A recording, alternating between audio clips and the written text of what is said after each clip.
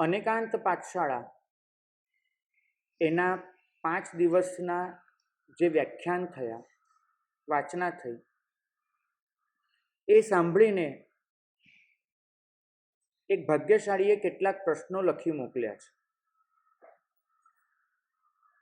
પ્રશ્નોમાં થોડું વિચારવા જેવું લાગ્યું, એટલે પ્રશ્નોના જવાબ આજે આ વ્યાખ્યાન દ્વારા આપવાનું વિચાર્યું છે. એમને પૂછ્યું છે કે સાપેક્ષ સત્ય અનેક પ્રકારના હોઈ શકે, પણ એક અપેક્ષાથી તો કોઈ એક જ સત્ય હોય ને. જેમ કે સૂર્યના અનેક ધર્મો છે, પણ જ્યારે બપોરના સમયે આપણે વાત કરીએ અને એ વખતે કોઈ સૂર્યને કાળા રંગનો કહે તો આપણે થોડી એ ચલાવી લઈશું, એ નહીં ચાલે. તો એક અપેક્ષાથી જો એક જ સત્ય હોય અને તો આપણે અનેક સત્યનો સ્વીકાર કેવી રીતે કરવો? સમતા ભાવને ત્યાં સુધી લઈ જવો કે કોઈ ગમે તેવું અસત્ય બોલે તો પણ આપણે એને સાપેક્ષ સત્ય સમજીએ? અનેકાંતવાદનો કયો અર્થ કરવો? એક અપેક્ષાથી અનેક સત્યને સ્વીકારવાના? મહત્વનો પ્રશ્ન એ છે કે અસત્યનું ખંડન તો સ્વયં પરમાત્માએ કર્યું છે. જેમ કે ગોશાલક એને પરમાત્મા સામે આવી અને એક પડકાર આપ્યો કે હું મંખલીપુત્ર ગોશાલક નથી, માત્ર એના શરીરમાં વસેલો અન્ય આત્મા છું. ત્યારે પ્રભુએ એમના અસત્યનું જબરજસ્ત ખંડન કર્યું હતું. તો આપેક્ષિક સત્યની એક સીમા હોય છે. કોઈ અસત્ય બોલે એનું ખંડન કરવાની અનેકાંતવાદ ના નથી કહેતું, ક્લેશ નથી કરવાનો, એ સમજાય છે. પણ પછી પ્રશ્ન એ છે કે આપણે બીજાનું ખંડન ક્યાં સુધી કરવાનું? કોઈક આની મર્યાદા દેખાડો. આ એક પ્રશ્ન છે. મને લાગે છે કે આ બાબતે આવું વિચારી શકાય. અનેકાંતવાદ એટલું જ સમજાવે છે કે કોઈ પણ વાત જ્યારે તમારી સામે રજૂ થાય છે ત્યારે પહેલેથી જ એ સાચી છે કે ખોટી છે એવો તમે સ્વીકાર ન કરી લો. મન ખુલ્લું રાખો અને બીજાની વાતની અપેક્ષાને સમજવાનો પ્રયત્ન ચાલુ રાખો. અપેક્ષા લગાડ્યા પછી તમને સમજાય છે કે એની વાત બરાબર નથી તો તમે એનો અસ્વીકાર કરી શકો છો. અને અપેક્ષા લગાડ્યા પછી સમજાય છે કે એની વાત સાચી છે તો એનો સ્વીકાર કરી શકો છો. એટલે એક અપેક્ષાથી તો એક જ સત્ય હોવાનું, પણ આપણે બધી જ અપેક્ષાએ એક જ સત્ય એવું સ્વીકારીએ અથવા તો એક અપેક્ષાએ બધું જ સત્ય સ્વીકારીએ, તે બંને વસ્તુ ખોટી પુરવાર થવાની. ધ્યાનપાત્ર વાત એ છે કે પરમાત્માએ ગોશાલકની વાતનું ખંડન કર્યું છે. કેમ કર્યું છે? કેમ કે ગોશાલકની વાતથી આ સૃષ્ટિને, અધ્યાત્મ માર્ગને નુકસાન છે, માટે ગોશાલકની વાતનો ઇનકાર કરવો પડે છે. અત્યારે અમે લોકો જ્યારે ના પાડીએ છીએ કે નાની નાની વાતોમાં મતભેદ એને આટલું વજન ન આપો, ત્યારે કહેવાનો અર્થ એટલો જ હોય છે કે અત્યારે જે મતભેદ ચાલે છે એ સમાજને સામાચારીના ભેદથી એટલું નુકસાન કરનારા નથી કે જેટલું નુકસાન ક્લેશથી થઈ રહ્યું છે. ફરક સમજજો. પૂર્વકાળમાં કોઈક આચાર્ય ભગવંત એમને વિધાન એવું કરી નાખ્યું કે સાધુઓથી પ્રતિષ્ઠામાં ભાગ લેવાય જ નહીં. પ્રતિષ્ઠા તો માત્ર શ્રાવકોએ કરવાની ચીજ છે, સાધુઓ એમાં ઇન્વોલ્વ થવાય જ નહીં. હવે આ જે મત ચાલ્યો એનું ખાસ્સું ખંડન કરવું પડ્યું, કેમ કે આનાથી સમાજની વ્યવસ્થાને નુકસાન પહોંચી રહ્યું. એ જ રીતે ક્યારેક એવો મત આવ્યો કે પ્રભુ વીરના 5 નહીં પણ 6 કલ્યાણક થયા હતા. તો ચોક્કસ આનું ખંડન કરવું પડ્યું, કેમ કે આજે તમે પ્રભુ વીરના 6 કર્યા, કાલે કોઈ બીજા તીર્થંકરના 6 કરશો તો પછી કલ્યાણકની વ્યવસ્થા જ ન જળવાય, અને તો એ કલ્યાણકનો જે અનુભવ છે એ કરવામાંથી આપણે વંચિત રહી જઈએ. તો સૈદ્ધાંતિક દૃષ્ટિકોણથી જે ઘણા મોટા મતભેદો સર્જાય છે એનું ખંડન કરવા માટે જવું પડે છે. પણ તે વખતે પણ એક બે જાતની મર્યાદા જોવા મળતી હતી. એક, જેની વાતનું ખંડન થાય એની બીજી વાત સાચી હોય તો સ્વીકારવાની તૈયારી હોય. ખાસ નોટ ડાઉન કરજો કે જેની વાતનું ખંડન કરીએ છીએ એની જ બીજી વાત જો સાચી હોય તો સ્વીકારવાની તૈયારી હોય. જ્યારે અત્યારે શું થઈ ગયું છે, આપણે વાતને ખોટી કહેતા કહેતા વ્યક્તિને ખોટી ગણી લઈએ છીએ, અને પછી તો એની કોઈ પણ વાત સાચી હોય આપણે સ્વીકારવા તૈયાર નથી હોતા. આ એક બહુ મોટો ફરક છે. અને બીજો ફરક કે વાતનું ખંડન કરતી વખતે પણ એનાથી ક્લેશ ન સર્જાય એનું ખાસ ધ્યાન રાખવામાં આવતું હતું. વાતનું ખંડન પણ સૌમ્ય શબ્દોમાં અને યોગ્ય રીતે કરવામાં આવતું હતું.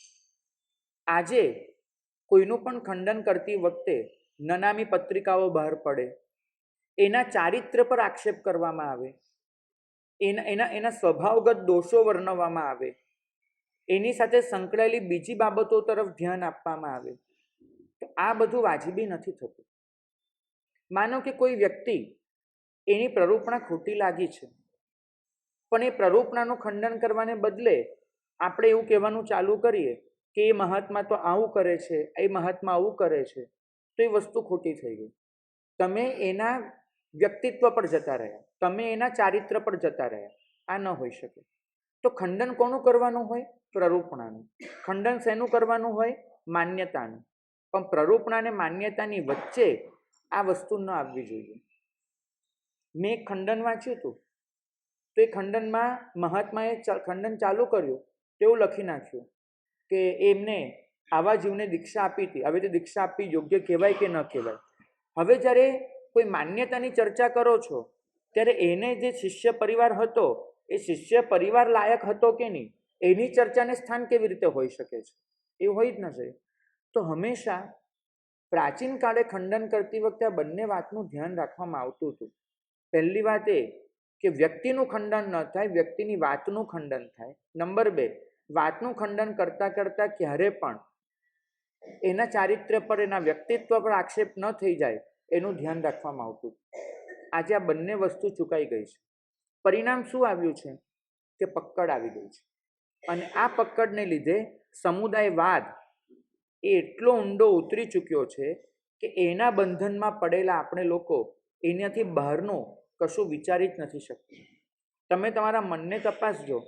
કોઈ પણ મહાત્મા, કોઈ પણ શ્રમણી ભગવંત વિશે સાંભળો ને એટલે તમારો પહેલો પ્રશ્ન એ છે કયા સમુદાયના છે? બરાબર. કેમ? શાસન કેમ યાદ ન આવે? શા માટે આપણે એવું વિચારવું પડે કે આ સમુદાય છે? અમારા ચોમાસાના લિસ્ટ છપાય ને એ પણ સમુદાય વાઇઝ હોય. ક્યાંય પણ કોઈ શ્રમણ ભગવંતની હાજરી નોંધાય તો ખાસ લખે કે આ કયા સમુદાયના છે. હું એવું માનું છું કે શ્રમણ ભગવંતના નામની સાથે એમના ગુરુનું નામ હોય, એમના વડીલનું નામ હોય, આ તો સમજાય છે. સમુદાયને ઇંગિત કરવાની ક્યાં જરૂર પડે? જેમ કે તમારા નામની સાથે તમે ક્યાંય પણ નામ લખાવો, તમે શું લખાવો? તમારું નામ, બરાબર? તમારું ગોત્ર લખાવો, જેને તમે અટક કહો છો, તો તમારું નામ હોય છે, તમારા પિતાનું નામ હોય છે અને તમારું ગોત્ર હોય છે. કેટલી વખત તમે તમારો ઉલ્લેખ સમાજથી કરો છો કે હું વાવ સમાજનો છું, કચ્છી સમાજનો છું, મારવાડી છું, કેટલી વાર ઉલ્લેખ કરો છો? નહીં. તો શા માટે સાધુઓનો ઉલ્લેખ સમુદાયથી જ થાય? કારણ કે એક મમત્વ આવી ગયું, બંધન આવી ગયું. આને આપણે નિવારવાનું છે. અને અનેકાંતવાદ એટલું જ શીખવાડે છે કે અસત્યની સામે તો મજબૂત થઈને ઊભા રહો, પણ એ અસત્ય સમાજને નુકસાન પહોંચાડે એવું હોય તો તમે ઊભા રહો. પણ માનો કે કોઈ જમણા હાથને બદલે ડાબા હાથે ઘંટ વગાડે, એનાથી સમાજને શું ફરક પડવાનો છે?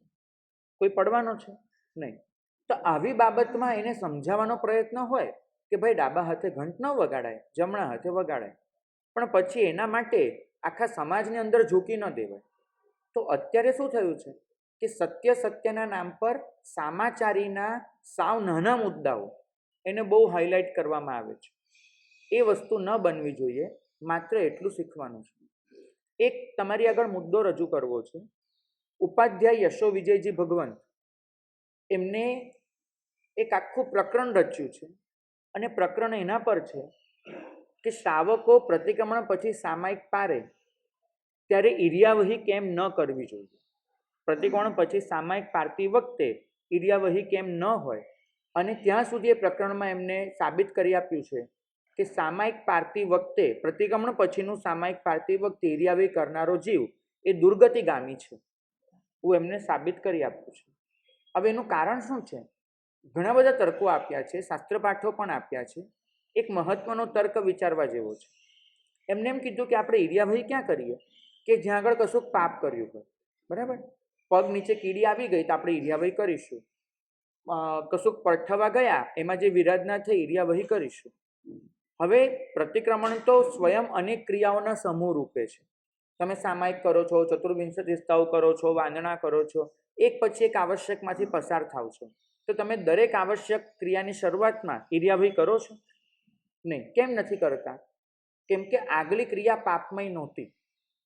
તમે પાપ હવે તમે વિચારો, માનો કે તમે 3 આવશ્યક કર્યા અને કોઈ પણ કારણસર તમારે બહાર જવું પડ્યું અને પાછા આવો તો ઈર્યાવહી કરશો કે સીધું પ્રતિક્રમણ કરશો? કેમ? કેમ કે તમે એવું કંઈક કર્યું કે જેમાં પાપ લાગવાની સંભાવના છે. પણ માનો કે તમે હલ્યા ન હોત તો તમારે ઈર્યાવહી કરવી પડે? નહીં.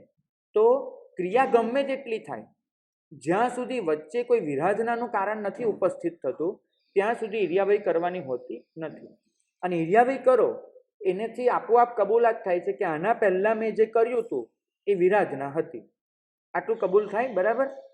હવે તમે પ્રતિક્રમણ પારતી વખતે સામાયિક પારતી વખતે ઈર્યાવહી કરો તેનો મતલબ શું થયો? કે પ્રતિક્રમણ એ વિરાધના સ્વરૂપે હતું. તો જ તમારે ઈર્યાવહી કરવી પડે. એમને તો કેમ કરવી પડે? આ ઉપાધ્યાયજી મહારાજનો તર્ક છે. હવે આજે મને તમે એમ કહો કે સુરતનો એવો કયો ઉપાશ્રય હશે કે જ્યાં પ્રતિક્રમણ કરનારા લોકો પ્રતિક્રમણ પારતી વખતે ઈર્યાવહી સામાયિક પારતી વખતે ઈર્યાવહી ન કરતા હોય? એવા કેટલા ઉપાશ્રય હશે સુરતમાં? કોઈ નથી. બરાબર છે. હવે તમે માનો કે હું ઉપાધ્યાયજી મહારાજને મારા શ્વાસમાં લઈને જીવું છું. બરાબર. મારા જેવા કેટલાય સાધુઓ આચાર્યો હશે કે જે ઉપાધ્યાયજી મહારાજને પોતાના સર્વસ્વ સ્વરૂપે ગણતા હશે. હું ઉપાધ્યાયજી મહારાજનો આ પ્રકરણ લઈ અને અહીંયા આવી અને એક જ વાત કરું કે સામાયિક પારતા પહેલા ઈર્યાવહી થાય નહીં, નહીં, નહીં. શાસ્ત્ર આમ કે છે, સત્ય આમ કે છે. અને ઉપાધ્યાયજી મહારાજ ખુદ 15-20 દલીલો આના માટે લખીને ગયા છે. હું થોડુંક બીજો મહેનત કરું, બીજી 2-5 દલીલ મને જડે અને પછી તો એક પક્ષ ઊભો થાય ને એટલે દલીલો શાસ્ત્ર પાઠ હોય તો બધું મળવાનું શરૂ થાય. તો પછી હું સત્ય અસત્યના નામ પર આ જ ઉપાશ્રયમાં 2 વર્ગ પેદા કરું. એક વર્ગ કે જે કરે છે, પછી શું થશે કે દરરોજ જે સામાયિક પારવાની વેળા આવે ને ત્યારે અમુક શ્રાવકો અલગ પડશે અને એક જણની ઈર્યાવહી ચાલુ હશે ત્યાં એ લોકો ચોક કસાઈ કહીને ચાલુ કરી નાખશે. આવું થશે કે નહીં? બરાબર. જેમ અત્યારે સંતિકરમમાં થાય છે. એક પક્ષે નક્કી કર્યું કે સંતિકરમ નહીં બોલવું, એ કે પરંપરાથી બોલાય છે તો બોલાય છે. મુનિ સુંદર શ્રીનો આદેશ છે તો એ બોલે છે. એકે નક્કી કર્યું કે નથી બોલવું. તો હવે ધરાર શું કરે કે સંતિકરમ બોલાતું હોય ને, તમારી સમાચારી નથી બોલવાની તો નહીં બોલો, પણ બોલાતું હોય ત્યારે શાંતિથી ચૂપ તો બેસી શકો ને. બેઠા બેઠા નૌકાર ગણો, નહીં સાંભળો. પણ એવું ન કરે. એક બાજુ સંતિક્રમ ચાલે, એ બાજુ એમની પારવાની ઈર્યાવહી ચાલુ થાય. એવું બનતું હોય તો આ કેમ બને? મનમાં સંતિક્રમ માટે ક્લેશ અને દ્વેષ આવી ગયો, શાંતિથી બેસવાની એ તૈયારી નથી. તો એ જ વસ્તુ પછી આ ઉપાશ્રયમાં ચાલુ થાય. હોય 7 શ્રાવક પ્રતિક્રમણ કરનાર, પણ જેવું પારવો ન આવે 3 અલગ પડીને ઈર્યાવહી વગર ચાલુ કરે, પેલા 4 એમ કરે. તો જે આ જ ઉપાશ્રયમાં 2 સમાચારી થઈ અને એમ કરતા કરતા કાલે એક પક્ષ ઊભો થઈ શકે, ઈર્યાવહી વગર સામાયિક પારનારો ગચ્છ ઊભો થાય કે નહીં થાય? ક્યારેક આટલી નાના મુદ્દે જ આ તિથિ પ્રકરણ ચાલુ થયું હતું. આટલા નાના મુદ્દે જ આ બધું ચાલુ થાય છે. કે મોટું નથી હોતું કે ભાઈ કોઈ કે આ પંચાંગ જોઈને આ તિથિ નક્કી કરે, કોઈ કે આ કરી. આવા નાના નાના મુદ્દે ચાલુ થાય અને પછી આખો સમાજ એવા ક્લેશમાં હોમાઈ જાય. તો ખાસ કહેવાનું કે સત્ય અસત્યના નામ પર આવા મુદ્દાને પકડવાની જરૂર નથી હોતી. પકડવાનું ક્યાં હોય કે જે અસત્યથી સમાજની વ્યવસ્થાને ભયંકર નુકસાન છે, જે વ્યવસ્થાથી સમાજ સાધના માર્ગને ગુમાવી દે એમ છે, તો એનો આપણે પ્રતિકાર કરવો પડે. બાકી આ શાસન હજારો હજારો સામાચારીઓ એને પોતાની અંદર લઈને ચાલે જ છે. સમુદ્ર છે, સમુદ્રની અંદર તમે સપાટી પર જુઓ ને, તણખલાય તરતા હોય અને અંબર બી તરતું હોય. અંબર બી પાણીમાં તણાતું જ આવે અને તણખલાય પાણીમાં તણાતા આવે. શંખ પણ આવે ને છીપલાય આવે. તમારે શંખ વીણવા કે છીપલાય તમારે નક્કી કરવાનું. અંબરનો ગચ્ચો લેવો કે તણખલા વીણવા એ તમારે નક્કી કરવાનું. તો સમુદ્ર તો બધાને સમાઈને જ ચાલવાનો છે. એની વચ્ચે આવો ક્લેશ કરવા જવાતું નથી હોતું. બીજો પ્રશ્ન છે કે એવું કહેવામાં આવે છે કે માત્ર 9 તત્વની વાતમાં જ અનેકાંત લાગુ પડે છે, વ્યવહારમાં લાગુ નથી પડતો. તો શું કરવાનું? કેમ કે વ્યવહારમાં લાગુ ન પડી શકે એવું અનેક વખત સાંભળ્યું છે.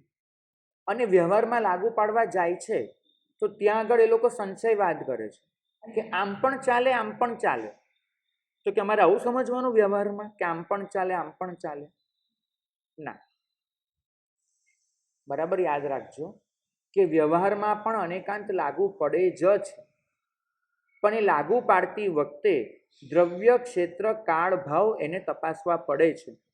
અને આ ચારેને બરાબર તપાસી શકે એવી વ્યક્તિને જ આ શાસન ગીતાર્થ બહુશ્રુત સંવિઘ્ન મહાત્મા તરીકે ઓળખે છે. એમની નિષ્ઠામાં રહી અને અનેકાંતને લાગુ પાડી શકાય છે.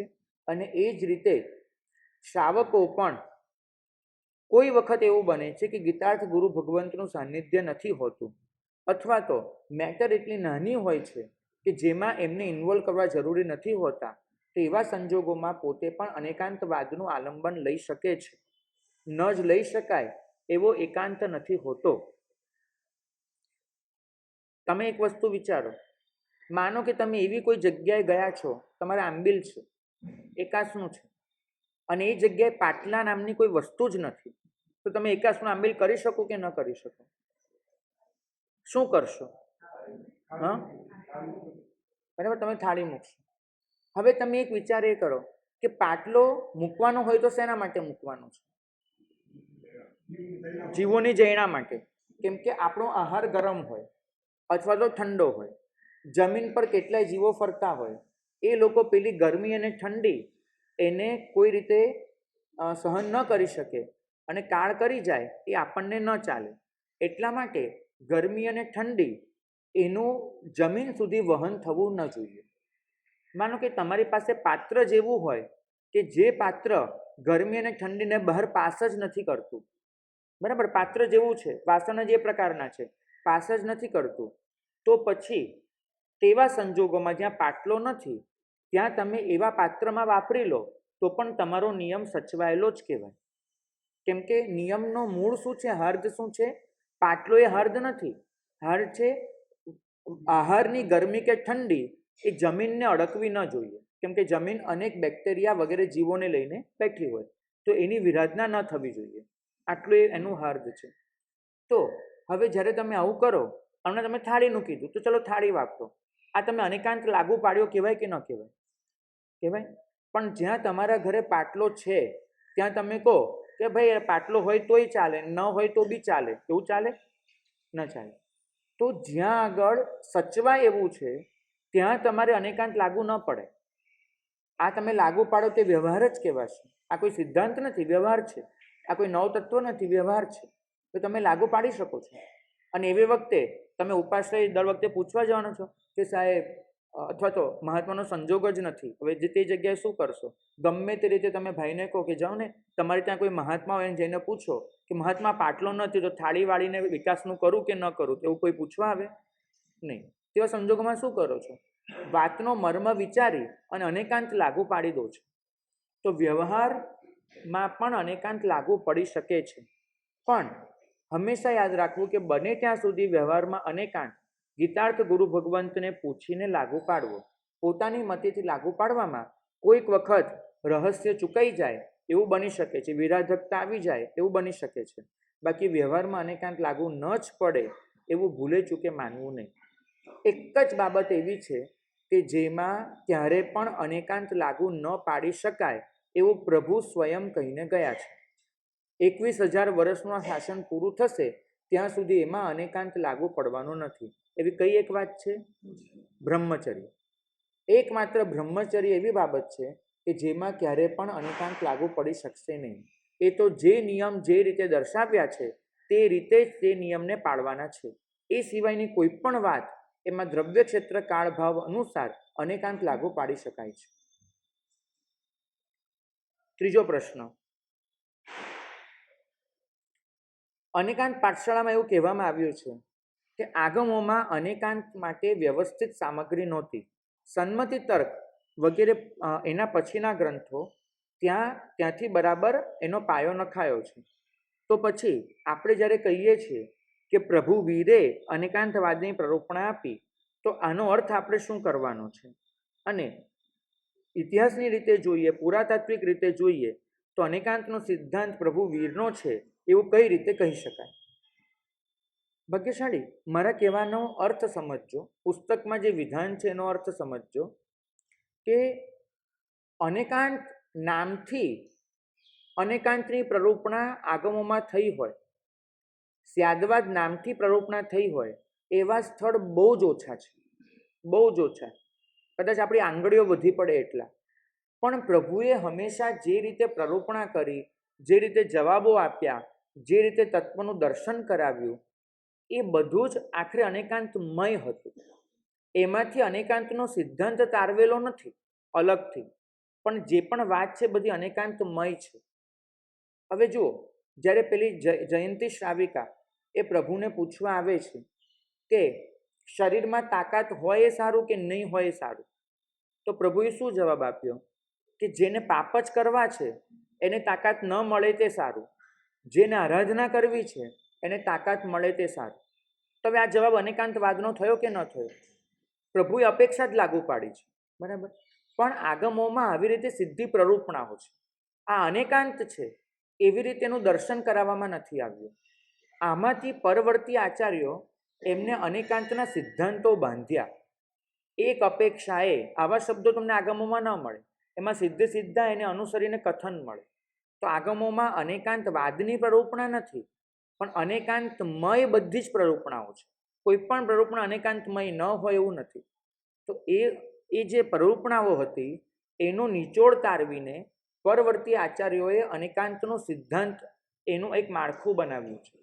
તો અર્થ એટલો થયો કે અનેકાંતની વાત એ આગમોમાં ક્યાંક સીધા રૂપમાં પણ છે, પણ મહદઅંશે એ સીધી ફળ રૂપમાં છે.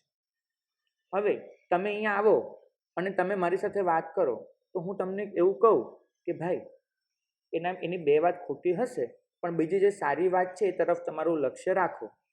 તો આ કથન અનેકાંતનું થયું કે ન થયું? બરાબર. પણ મેં એવા શબ્દ વાપર્યા કે એક અપેક્ષાએ એ વ્યક્તિની વાત ખોટી છે, પણ બીજી અપેક્ષાએ એ વાત સાચી છે. તો તમે જે અપેક્ષાએ સાચી છે એ અપેક્ષાને નજર સામે રાખી અને એ વ્યક્તિની સાથે વર્તન કરો. આવું બોલ્યો હું નહીં, પણ આખરે હું જે બોલ્યો એનો અર્થ આનાથી જુદો થાય ખરો? નહીં. તો આગમોમાં અનેકાંતની સીધી પ્રરૂપણા નથી, પણ અનેકાંતમય બધું જ છે.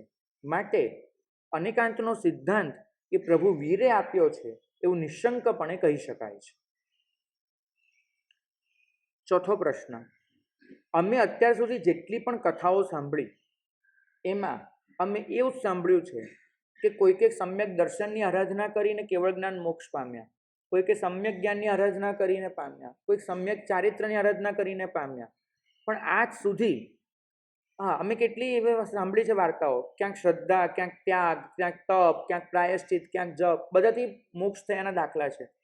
પણ એક પણ કથા એવી નથી સાંભળી કે અનેકાંતની આરાધના કરીને કોઈ મોક્ષે ગયું હોય, પોતાના ચિત્તમાં અનેકાંત ભાવ લાવીને કોઈ મોક્ષે ગયું હોય, કોઈકે એવું ચિંતન કર્યું હોય, હા ભાઈ આ સૃષ્ટિમાં જેટલું પણ સત્ય છે એનો મને સ્વીકાર છે, એમાં ને એમાં ક્ષપક શ્રેણી મંડાઈ ગઈને કોઈ મોક્ષે ગયું હોય, આવું અમે જોયું નથી. તો અમે કઈ રીતે એવું માનીએ કે અનેકાંત એ મોક્ષ માર્ગની આરાધના છે? તો અમે કઈ રીતે માનીએ? વાત તો સાચી છે. તમને જ હું પૂછું કે અનેકાંતની આરાધના કરીને કોઈ મોક્ષમાં ગયું હોય એવો તમને કોઈ દાખલો પૂછે તો તમે કયો દાખલો દેખાડશો? તમને કોઈ દાખલો યાદ આવે છે? શ્રાવિકા બહેનોમાં કોઈ દાખલો યાદ આવે છે કે અનેકાંતની આરાધના કરીને કોઈ મોક્ષે ગયું હોય?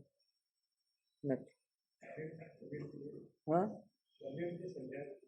દમયંતીએ સમજાવ્યું હતું અનેકાંતને અને સમ્યક તો પમાડ્યું હતું, પણ અનેકાંતની આરાધના કરીને કોઈ મોક્ષે ગયું હોય એનો દાખલો નહીં. હવે હવે મારે તમને એક બીજી વસ્તુ પૂછવી છે કે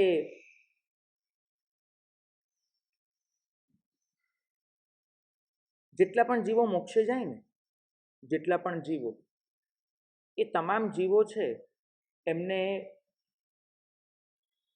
જીવનમાં મુપત્તિ તો પલવી હોય ને, બરાબર? જીવનમાં ઓઘો તો ફેરવ્યો જ હોય ને, કર્યું હોય, આવા બધા જ કામ કર્યા હોય ને, મુપત્તિ પલેવવાનું કામ, ઓઘો ફેરવવાનું કામ, આવી રીતે કર્યું. દરેકે શ્વાસ તો લીધો હોય. અચ્છા, શ્વાસ લઈને કોઈ મોક્ષે ગયું હોય એવો તમારી જાણમાં કયો દાખલો છે? કે શ્વાસ લેતા લેતા મોક્ષે ગયા હોય એવો કયો દાખલો છે? ચલો ઠીક છે. જેટલા પણ જીવો મોક્ષે ગયા છે એમને જીવનમાં ક્યારેક ને ક્યારેક ચૈત્યવંદન તો કર્યું જ હોય, પ્રભુ માટે સમર્પણ ભાવ તો રાખ્યો જ હોય. તો પ્રભુ માટે સમર્પણ ભાવ રાખીને કોઈ મોક્ષે ગયું હોય એવો તમારી પાસે કયો દાખલો છે? કોઈ યાદ આવે છે? જેટલા જીવો મોક્ષે ગયા એમને પ્રતિક્રમણ તો કર્યું જ હોય. તો પ્રતિક્રમણ કરીને કોઈ મોક્ષે ગયું હોય એવો તમારી પાસે કયો દાખલો છે? કોઈ યાદ આવે છે? પ્રતિક્રમણ કરીને કોઈ કેવળ જ્ઞાન પ્રાપ્ત કર્યું, મોક્ષે ગયું, કોઈને યાદ આવે જ દાખલો? નહીં. તો એનો મતલબ હવે પ્રતિક્રમણ કરવાની જરૂર નહીં એવો થાય? શ્વાસ લેવાની જરૂર નહીં એવો થાય? નહીં. મુપત્તિ પલેવાની જરૂર નથી એવો થાય? નહીં. સમજજો કે જે વસ્તુ રોજિંદા જીવનનો ભાગ હોય છે એના તમને અલગથી દાખલા નથી મળતા. તમને કોઈ પૂછે કે પ્રતિક્રમણ કરીને મોક્ષે ગયાનો દાખલો, તમે એમ કહી શકો કે અત્યારે જેટલા પણ છે ને સિદ્ધશિલા પર એ બધા જ જીવો એના દાખલા છે. તમને કોઈ કહે કે શ્વાસ લઈને મોક્ષે ગયેલા, બધા જ જીવો. કોઈ કે પ્રભુ સમર્પણ, બધા જ જીવો. કારણ સમજજો, કોઈક વિશેષ હકીકત બને એના દાખલા લેવાય, સામાન્ય હકીકતના દાખલા હોય નહીં. સાધુનું જીવન જ એ પ્રકારનું હોય, શ્રમણીનું જીવન જ એ પ્રકારનું હોય, મોક્ષે જનાર લાયક જીવ છે એનું જીવન જ એ પ્રકારનું હોય કે જેમાં અનેકાંતવાદ એ ગૂંથાયેલો જ હોય. અનેકાંતની આરાધના એના જીવનમાં સહજ રીતે જ હોય. કેમ કે જ્યાં સુધી હું બીજાના માટે ક્લેશ રાખું, બીજાને ખોટા ગણું, ત્યાં સુધી ચપક્ષની મંડાઈ ખરી? મંડાય જ નહીં. તો નક્કી વસ્તુ છે કે અનેકાંતની આરાધના એક કોમન ફેક્ટર હોવાથી એના લીધે મોક્ષે ગયેલાના દાખલા જડવાના નથી. પણ વૈયાવચ એક કોમન ફેક્ટર નથી, તપ કોમન ફેક્ટર નથી, જપ કોમન ફેક્ટર નથી, ત્યાગ કોમન નથી. તો એના તમને અલગ અલગ દાખલા મળી શકે છે, અનેકાંતનું ન મળે. કેમ કે અનેકાંત તો ચિત્તનું એક પરિણામ છે જે દરેકને હોવાનું છે.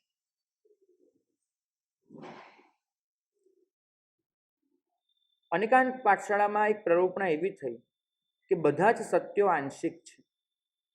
તો પ્રશ્ન એ આવે છે કે જો બધા જ સત્યો સાપેક્ષ હોય, પૂર્ણ સત્ય જેવું કંઈ હોય જ નહીં, તો પછી ઉત્સૂત્ર પ્રરૂપણા એનો અર્થ શું કરવાનો? કેમ કે કોઈ પણ વાક્ય એ કોઈક અપેક્ષાએ તો સાચું બની જ જવાનું છે. તો ઉત્સૂત્ર પ્રરૂપણાનો અર્થ શું કરવાનો? અને તો પછી આજે કેટલાય સંપ્રદાયો એવા છે જેમને આગમમાં આવતો ચૈત્ય શબ્દ એનો અર્થ બદલી નાખ્યો છે, અને ચૈત્ય શબ્દનો અર્થ બદલી અને એને સાધુપરક કરી દીધો છે, જેથી ચૈત્યમાં જવું ન પડે, મૂર્તિઓની પૂજા ન કરવી પડે એવું અર્થઘટન કાઢી શકાય. તો પહેલાં તો એમને કેટલાક આગમો જ માનવાનો ઇનકાર કરી દીધો, અને જે આગમો માન્યા એમાં પણ જ્યાં જ્યાં મૂર્તિ પૂજાના સંદર્ભો આવે છે, જિનાલયના સંદર્ભો આવે છે, એ દરેક શબ્દનો અર્થ બદલી નાખ્યો. બરાબર? જેમ કે ચૈત્ય શબ્દ એનો અર્થ કરી નાખ્યો સાધુ. તો આ લોકોનો ઉત્સુત્ર પ્રરૂપક આપણે કેવી રીતે કહેવા? કેમ કે તમે એવું કીધું કે દરેક સત્ય આંશિક છે, તો પછી મૂર્તિ પૂજા કરવી એ પણ એક આંશિક સત્ય થયું. બરાબર? અને એ લોકો મૂર્તિ પૂજામાં નથી માનતા, એટલે ચૈત્ય શબ્દનો અર્થ બદલે. આપણે એમને ઉત્સુત્ર પ્રરૂપણા કેવી રીતે કહીશું? આ પ્રશ્ન આવ્યો છે, ગંભીર પ્રશ્ન છે. પ્રયત્ન કરજો આ વાતને સમજવાનું કે કોઈ પણ પ્રરૂપણા એ ઉત્સુત્ર પ્રરૂપણા ક્યારે કહેવાય. જુઓ, ઘણી બધી વખત ઇવન તમે લોકો પણ જે બોલતા હો છો એ દરેક વાક્ય એ શાસ્ત્ર સાપેક્ષ જ હશે, સાચું જ હશે એવું તમે સહી કરીને આપી શકો નહીં. કેમ? છદ્મસ્થ જીવ આવી સહી કરી જ ન શકે. અનાભોગની શક્યતા દરેકને રહેવાની છે.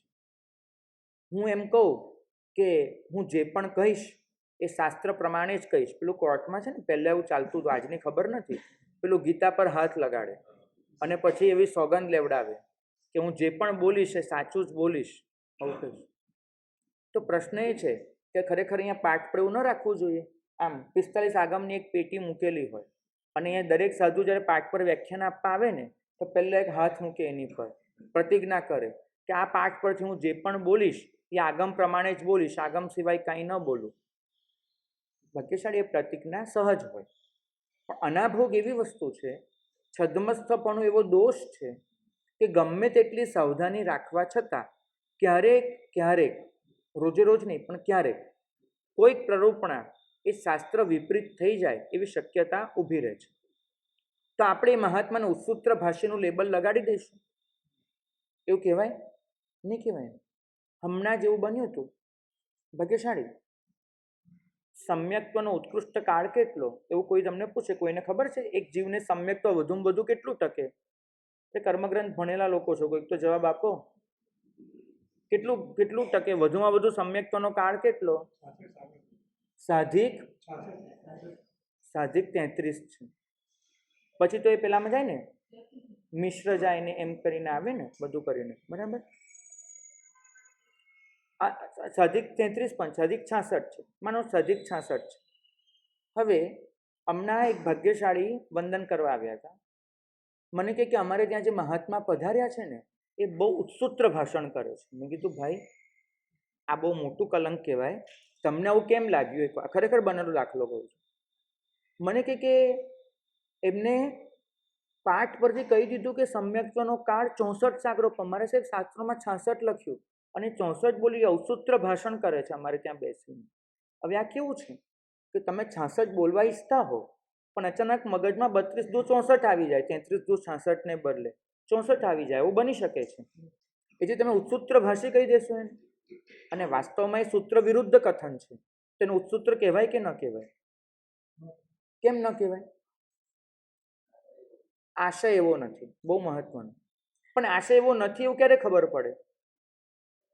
જ્યારે કોઈ વ્યક્તિ એને સમજાવવા જાય અને ત્યારે પણ એમ પકડી રાખે આ 66 નહીં, હું 64 કહું છું એ બરાબર, તો પછી એનું ઉત્સૂત્ર ભાષણ કહેવાય કે ન કહેવાય? કહેવાય. તો આટલું યાદ રાખો કે બોલતી વખતે હું સાવધાની ન રાખું તો મને ઉત્સૂત્ર ભાષણનો દોષ લાગે. મતલબ હું નક્કી કરું કે મારે કશું યાદ જ નથી કરવું, મનમાં આવ્યું તે બોલી જ જઈશ અને પછી છેલ્લે કહી દઈશ કે જીનાગના વિરુદ્ધ કાંઈ બોલાયો મિચ્છામી દુક્કડમ. તેવું નહીં. અમારા વડીલો કે પાઠ પર બેસી અને માત્ર કોઈ મોટી પ્રવચનમાળા પૂરી થાય તો આખા 4 માસના મહિના વ્યાખ્યાન પૂરા કરો ને તો બોલવું, રોજે રોજ આ ન બોલવું. મને કે રોજે રોજ સાધુ આટલી મોટી ભૂલ કેવી રીતે કરે કે જીનાગના વિરુદ્ધ બોલાવ્યો મિચ્છામી દુક્કડમ? એવું ન કરી શકાય. આપણો એટલો કંટ્રોલ સ્વ પર હોવો જોઈએ. એક દૃષ્ટિકોણથી વિચારજો કે આપણે મન ફાવે એમ બોલી જઈએ અને છેલ્લે એમ કહીએ કે મિચ્છામી દુક્કડમ બોલીને છૂટા, એવું ન ચાલે. તો તમારે સતત ધ્યાન મારે પણ રાખવાનું જોઈએ કે ભૂલ ન થાય.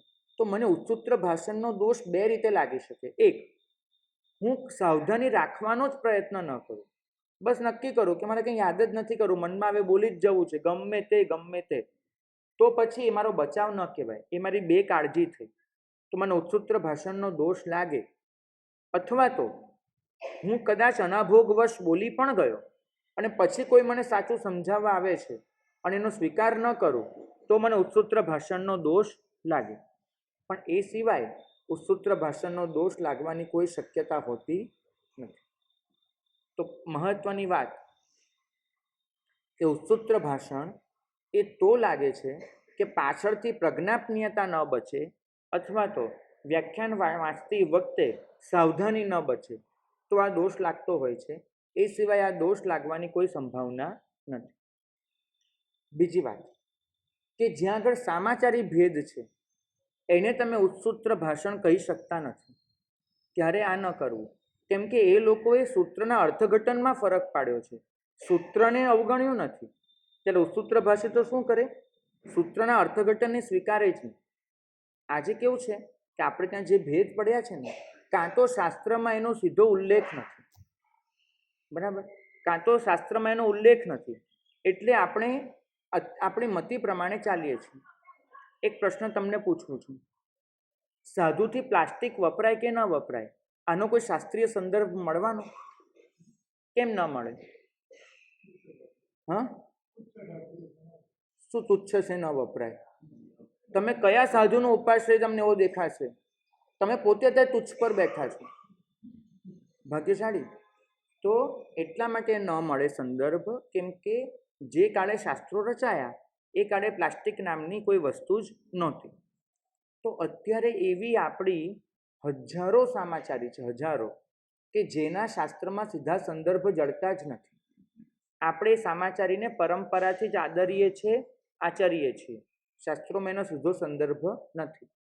તો એવા સંજોગોમાં અર્થઘટનના ફરક પડવાના જ છે, કેમ કે શાસ્ત્રમાં જ્યાં લખ્યું નથી ત્યાં તો ફરક પડવાના જ છે.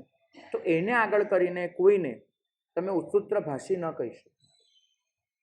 બીજી વાત, જે શાસ્ત્રોમાં સંદર્ભો મળે છે એના પણ અર્થઘટનમાં ફરક પડતા હોય તો પણ તમે એને ઉસૂત્ર ભાષી ન કહી શકો.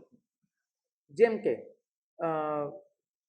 શાસ્ત્રોમાં તો મળે છે ફળ પૂજા અને નૈવેદ્ય પૂજા શેના માટે કરવાની એ લખેલું છે, પણ છતાં અર્થઘટનમાં ફરક પડ્યો. કોઈકે કીધું કે ફળ સાથિયા પર મૂકવાનું, કોઈકે કીધું કે ફળ સિદ્ધશિલા પર મૂકવાનું. તો હવે આ બંનેમાંથી ઉસૂત્ર ભાષી કોણ છે? કોણ બોલ્યો? કોઈ નહીં, કોઈ નહીં. બહુ સરસ. ઉસૂત્ર ભાષી કોણ છે? કોઈ નહીં. કેમ?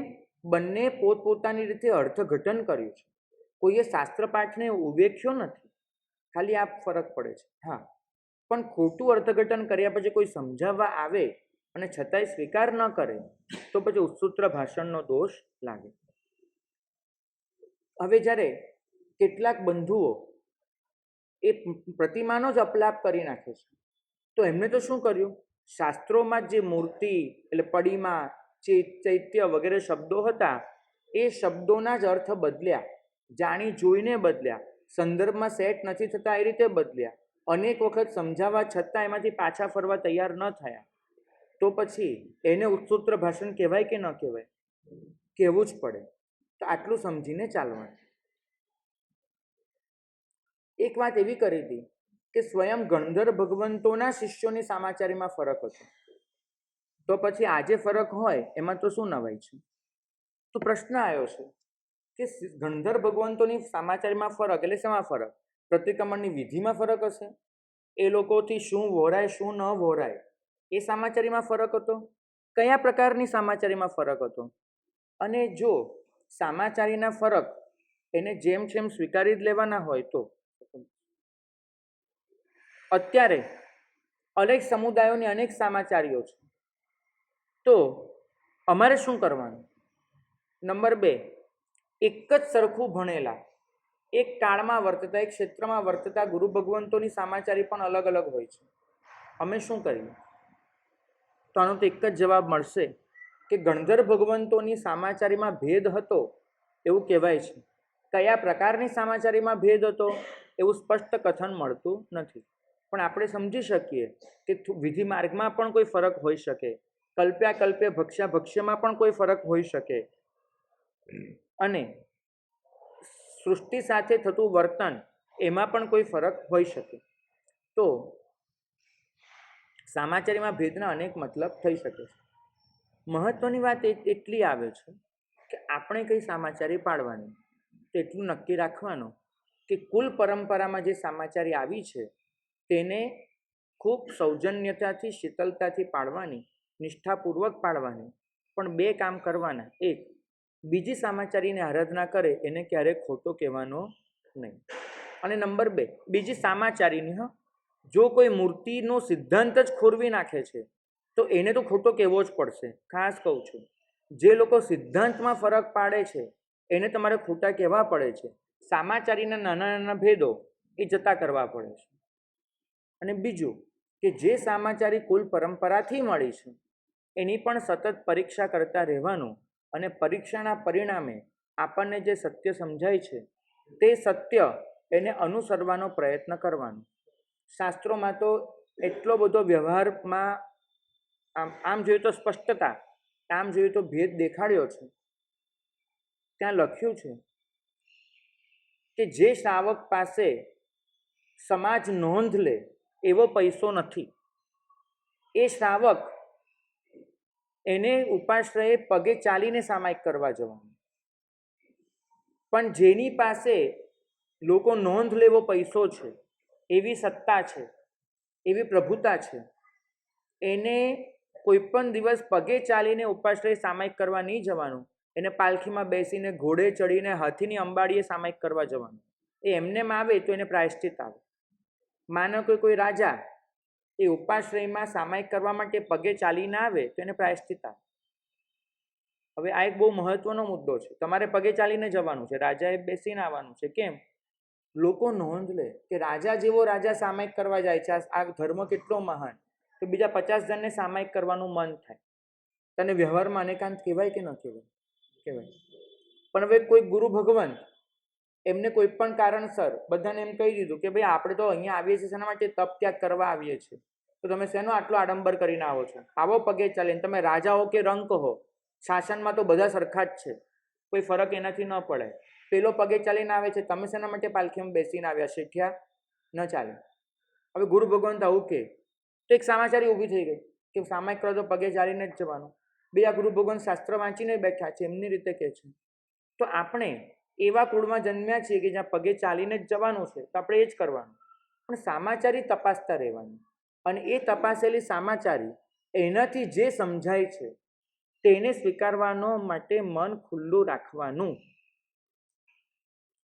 ભાગ્યશાળી આજે તમે લોકોએ પરીક્ષા કરવાનું છોડી દીધું છે. તકલીફ બધી ત્યાંથી શરૂ થઈ છે. અને બીજી તરફ માફ કરજો પણ આ પાઠ પર બેસનારા કેટલાય ભગવંતો એમને દ્રવ્ય ક્ષેત્ર કાળ ભાવ એનો પૂરતો અભ્યાસ કરવાનો હજુ બાકી હોય છે, અથવા તો શાસ્ત્રોનું અધ્યયન બાકી હોય છે. એટલે ઘણી બધી પ્રરૂપણાઓ માત્ર મૌખિક ચાલ્યા જ કરે છે. અને આના માટે જો જવાબદાર હોય, મને કોઈ કહે તો જવાબદાર છે એકમાત્ર શ્રાવક વર્ગ, બીજું કોઈ જ નહીં. 100% તમે જવાબદાર છો. બિકોઝ હા ન સમજાય, સાંભળો, તમે લોકોએ ચોમાસાની સંખ્યા વધારી દીધી, બરાબર? ચોમાસાની સંખ્યા વધારી. આજે દર વર્ષે પાલિતાણા જેવા તીર્થો તમે ગણો તેમાં 50-100 ચોમાસા થતા હશે. તો જેટલા ગુરુ ભગવંતો ત્યાં હાજર છે એટલા ક્ષેત્રોમાં તો ખોટ પડવાની, સામે એટલા ક્ષેત્રોની ખોટ થવાની, બરાબર? એક નાની વસ્તુ વિચારો કે ધારો કે દાદા દાદી એ પાલિતાણા ચાતુર્માસ કરવા ગયા, બીજા કોઈ તીર્થમાં ગયા, શું થાય છે કે એકચ્યુઅલી શ્રાવક જીવનમાં સૌથી વધારે ધર્મ કરવાના દિવસો જ 50 હોય છે. અને આ 50 દિવસોમાં જ ઘરમાં જે નાના નાના પોતરા પોતરી હોય એમને દાદા દાદીનું સાનિધ્ય નથી મળતું. પરિણામ એ 50 દિવસમાં દાદા દાદી જે ધર્મ શીખવાડી શકે એ તો છૂટી ગયો. બીજું, ઘરમાં મા બાપ બેઠા હોય ને તો પર્યુષણના 8 દિવસ છોકરાઓને કે જાઓ પ્રતિક્રમણ કરવા, જાઓ આ કરવા. મા બાપ કહેનાર ન હોય તો ઘણી બધી એ પણ ચૂક થઈ જતી હોય છે. તો એક તરફ જે સાધુ ભગવંતો રોકાઈ ગયા, બીજી તરફ તમે વિચારો જેમ કે આ સુરત છે, 5 વર્ષ પહેલાં વેસુમાં ચોમાસા જ નહોતા. આજે સુરતના ક્ષેત્રો તો રહ્યા જ, જેટલા ચોમાસા થતા એટલા ક્ષેત્રો તો રહ્યા જ ચોમાસાના, અને પ્લસ વેસુના 5-7 ક્ષેત્રો ઉમેરાઈ ગયા. તો ધીમે ધીમે ક્ષેત્રો વધતા જાય છે. ક્ષેત્રો વધતા જાય એમ ડિમાન્ડ કોની વધવાની? ગુરુ ભગવાન. હવે એ વધે એટલે પછી શું શરૂ થયું છે? એક સમય હતો, હું મારી જ વાત કરું તો મેં મારા અભ્યાસકાળના 21 વર્ષ પર્યુષણ સિવાય એક પણ વ્યાખ્યાન આપ્યું નથી. એક સિંગલ કોઈ ગણાવી શકે એવું એક પણ વ્યાખ્યાન આપ્યું નથી. 22મા વર્ષે વ્યાખ્યાન આપવાનું શરૂ કર્યું. આજે સાધુઓ પાસે એટલું રહ્યું જ નથી. રોજના વ્યાખ્યાનો થઈ ગયા અને એમાં પણ સંઘો આટલા વધી ગયા તો બધું થાય. આ એક મુદ્દો. મહોત્સવો વધ્યા, બધું જ વધ્યું, પછી હજુ સાધુઓને અભ્યાસ કરવાનો બાકી હોય અને એમને અહીંયા આવી જવું પડે, બરાબર. બીજું, સ્કૂલમાં ભણાવવું હોય ને તેને એમાં પણ તમારે પેલું બીઈડી કેવી કઈ બીએડી એ ડિગ્રી કે કંઈક જોઈએ છે. અહીં તો શું જોઈએ? આ પાઠ પર બેસીને વ્યાખ્યાન આપવા માટે કઈ ડિગ્રી જોઈએ છે? કેટલું ભણેલું હોય મિનિમમ ત્યાં પાઠ પર બેસી શકે એવું કોઈ બંધારણ ખરું? નહીં. કેટલું વાંચેલું હોય આ બેસી શકે એવું કોઈ બંધારણ ખરું? નહીં. તો પછી શું કરશે? જે સાધુઓ એમને પૂરતો અભ્યાસ નહીં હોય, 2 વર્ષ 5 વર્ષ એટલો પર્યાય હોય અને એમાં વ્યાખ્યાન આપવાનું કરી દે, તો એ લોકોને પછી અભ્યાસ તો બાકી છે. એટલે એ લોકો પોતાના મનમાં જે સાંભળેલું છે, જે સમજ્યા છે, જે ક્યાંક વાંચેલું છે એ બધું જ કહી દેવાના. અને એને લીધે એ નવી નવી પરંપરાઓ સર્જાતી જાય, નવા નવા મુદ્દા આવતા જાય, આવું બનતું જાય. તો ક્યારે પણ તમારે આવું કંઈ પણ સાંભળો એની પરીક્ષા કરવાનો પ્રયત્ન કરવાનો. સમાચારી હંમેશા પરીક્ષા કરીને સ્વીકારવાની વાત છે, એટલું ધ્યાન રાખવું જ જોઈએ. હા, પણ એવું નથી થતું. પ્રવચનની પાઠ ગુરુ સોંપે એવું હવે નથી બનતું ઘણી બધી જગાએ. કેમ કે શ્રાવકોનું પ્રેશર એટલું હોય છે કે સાહેબ અમારે તો વ્યાખ્યાન જોઈશે જ, અમારે આ જોઈશે જ, અમારે આ વસ્તુ આમ જ જોઈએ છે. એ પ્રેશર સામે ઘણા બધા આચાર્ય ભગવંતોએ ઝૂકી જવું પડતું હોય છે. 2 ઠાણા 3 ઠાણા આવી રીતે મોકલવા પડતા હોય છે કે જેમનો હજુ એટલો પર્યાય પણ ન થયો હોય. આ પરિસ્થિતિ બહુ વકરી રહી છે. આગળ જઈએ કે તમે એમ કહો છો કે નિષ્પક્ષ મૂલ્યાંકન કરો અને બીજી બાજુ એમ કહો છો કે અન્ય દર્શનોએ સિદ્ધાંતોને એકાંતથી પકડી લીધા છે, એમનું ખંડન કરો. તો આ વિરોધાભાસ નથી? ના.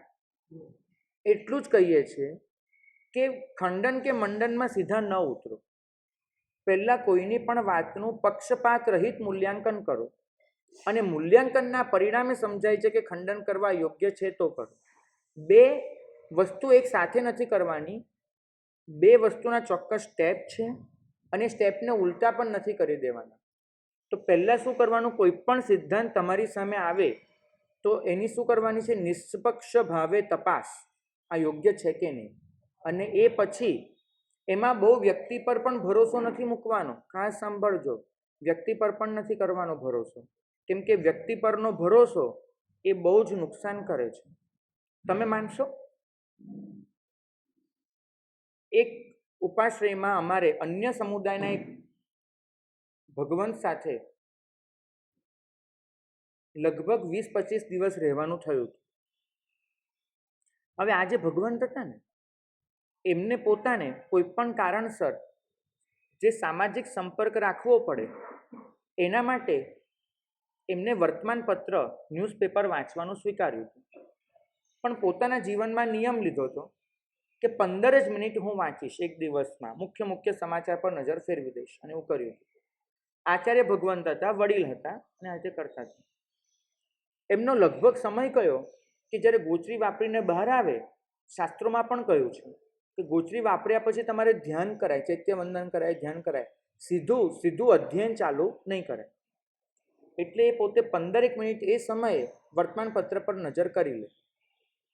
હવે એક શ્રાવકનો વંદન કરવા આવવાનો ટાઈમ એ લગભગ 12:40 થી 12:50ની વચ્ચેનો, અને ગોચરીનો આવવાનો ટાઈમ 12:15. આચાર્ય ભગવાન 15 મિનિટમાં લગભગ વાપરે અને પછી બહાર આવીને વર્તમાનપત્ર વાંચતા હોય ત્યારે શ્રાવક વંદન કરવા આવે. આ એક ગોઠવાયેલું. અને એમાં ક્યારેક એવું પણ બને કે કોઈક દિવસ સવારના વહેલા ઉઠ્યા હોય આચાર્ય ભગવાન, એમને વ્યાખ્યાન વાંચે, બીજું કંઈ વાંચના વગેરે આપે, અને પછી પછીનું જે કાર્ય કરવાનું હોય વચ્ચે 15 મિનિટનો ગેપ હોય તો ત્યારે નજર કરી લે, બપોરે બીજું કંઈ વાંચન કરીશ એવું કરે. હવે 4 દિવસ એવું બન્યું કે તમારા જેવા કોઈ અત્યંત સુગ્ન અને પીઢ શ્રાવક એ પોતે વંદન કરવા આવ્યા, અને જોગાનું જોગ જ ગણજો કે એ સમયે આચાર્ય ભગવંતના હાથમાં વર્તમાનપત્ર હતું. આવું 4 વખત બન્યું. તો એ શ્રાવક એને મતલબ આમ હિતેચ્છુ અને સરળ આત્મા, હિતેચ્છુ અને આખા સંઘનું કલ્યાણ કરવાની પોતાની જવાબદારી છે એવું એને મનોમન સ્વીકારેલું કે મારે આખા સંઘનું કલ્યાણ કરવાનું છે, આખા સંઘને મારે સાચા માર્ગે દોરવાનું છે.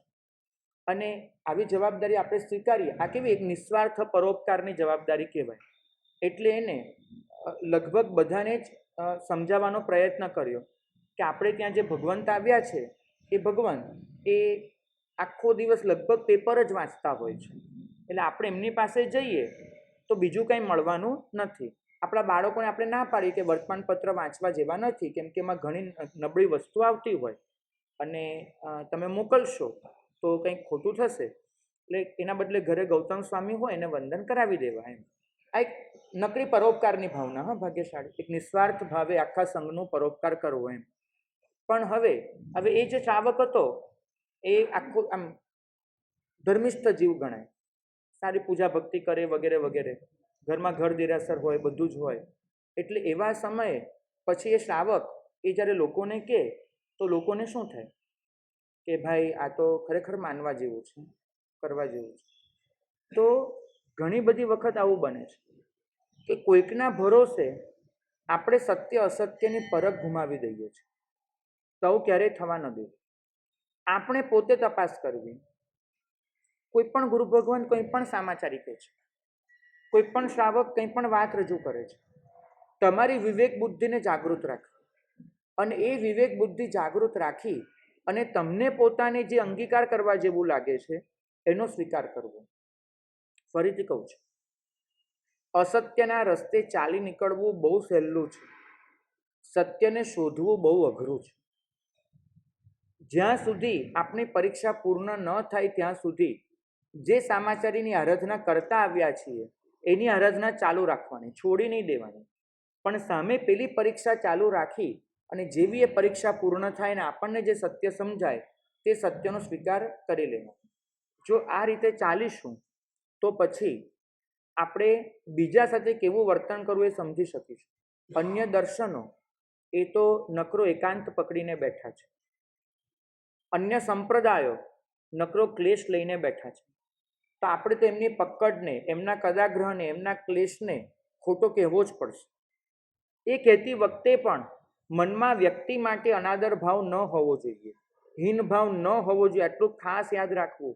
તમે ખાસ જોજો કે શાસ્ત્રોમાં નિંદવની પ્રરૂપણાનું ખંડન કરવામાં આવ્યું છે, ત્યાં ક્યાંય પણ વ્યક્તિગત પ્રહાર કરવામાં નથી આવ્યો. તમે પ્રભુ વીરની દેશનાઓ વાંચો, ભગવાન બુદ્ધના સિદ્ધાંતોનું ખંડન છે સૂત્રકૃતાંગ વગેરેમાં. પણ હવે પ્રભુનું જીવન અત્યંત તપત્યાગમય હતું, બુદ્ધનું જીવન એના કરતાં જુદી જાતનું હતું. છતાંય ક્યાંય ભગવાને એક વખત પણ એવું નથી કીધું કે બુદ્ધ કેવી રીતે જીવે છે જોઈ લો. તમને કદાચ ખબર હશે કે ગોશાલક છે ને,